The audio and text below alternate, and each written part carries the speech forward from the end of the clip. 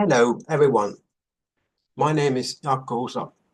This short video is meant to act as kind of a welcoming to the world of comparative law. Let's start by first clarifying what comparative law means. In essence, it is study of law that focuses on differences and similarities between legal systems. It aims to explain and to understand why there are differences and similarities to begin with. So how does the field today look like? We have information overload. We are being overwhelmed by the flood of publications and data. We can't obtain any more an overview of the field just by following the leading journals. We need to decide which journal to follow to get an overview even of a specialized field. So it's not only about this information overload. There is diversity in substance areas and methodologies. The outlook is rather pluralistic. There are styles and formats ranging from philosophical to historical, from imaginative to social scientific, from speculative to cultural, from doctrinal to economic, and so on and so forth. My claim here is that comparative law has moved, in essence, from a barren land to a jungle. If I'm to characterize some of the main streams of today, we are trying to get rid of colonial mindset. There is growth of computational legal studies alongside cyberspace, and there is a quest for interdisciplinarity. Comparative constitutional law is an example of expanding field that seems to be developing towards areas unknown to traditional comparative law. We also combine economic and comparative approaches. We have a legal linguistics combining with comparative law. We are doing legal geographical research. We can see that some scholars are drawing from culturalism. Some rely on more or less hermeneutics. Others are being inspired by quantification-friendly analytic style. And rest of us perhaps lie somewhere in between. But there are still issues stemming from the past. Past scholarship sought to make comparative law into an autonomous discipline. And we still have this long shadow of discipline building enterprise. Field has, however, evolved in this century, and there are now conflicting views on the scope and methods. Paradigm of the 20th century that sought almost compulsively scholarly unity is retreating to the shadows. Now, we still cite Zweigert and Katz, but we do not follow their lead. We still speak of legal families, functionalism, and legal transplants, but there are other issues like decolonization, empirical methods, AI, cyberspace. So what is the intellectual atmosphere in the field today? I think comparisons are being embedded in many areas: contract, commerce, constitution, environment, torts, etc. Comparative studies are being increasingly pursued at a doctoral level.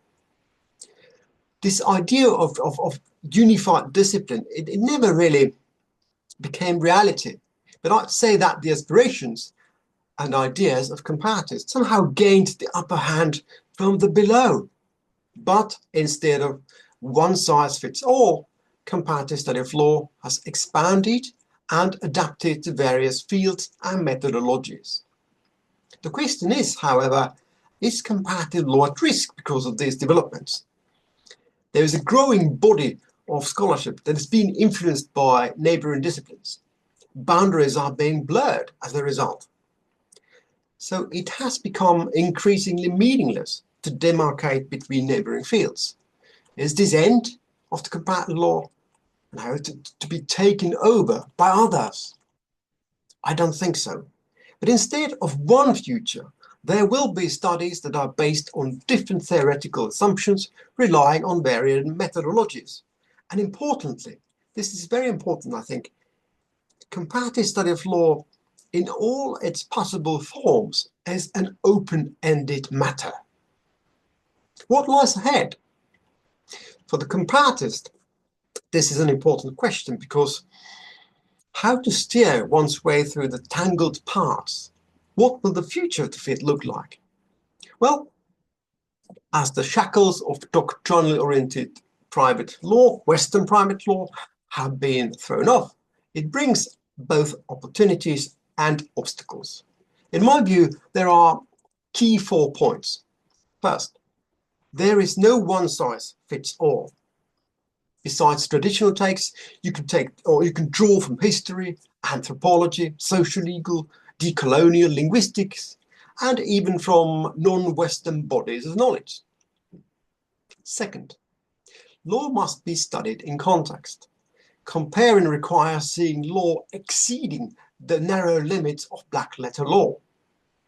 So, conceiving the law not only through the prism of a lawyer, but also, at least in part, through the prism of a historian, anthropologist, critical scholar, legal educator, or a sociologist.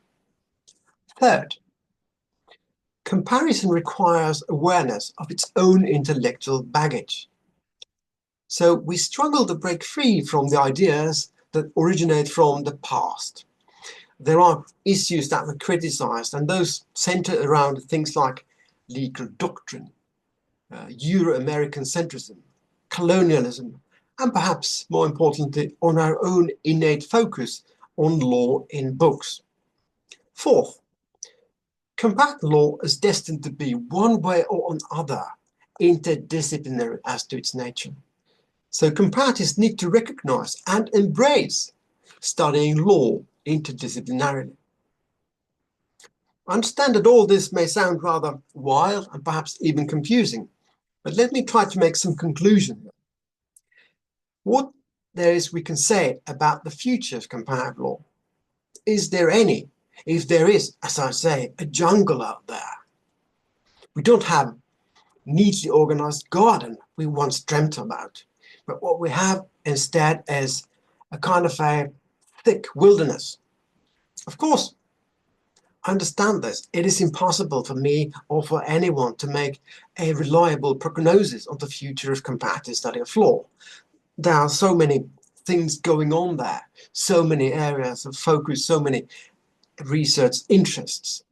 So I can't make sort of a reliable prognosis. So what I can do instead is, let's end with what is a key theme and the famous or infamous Terminator movies.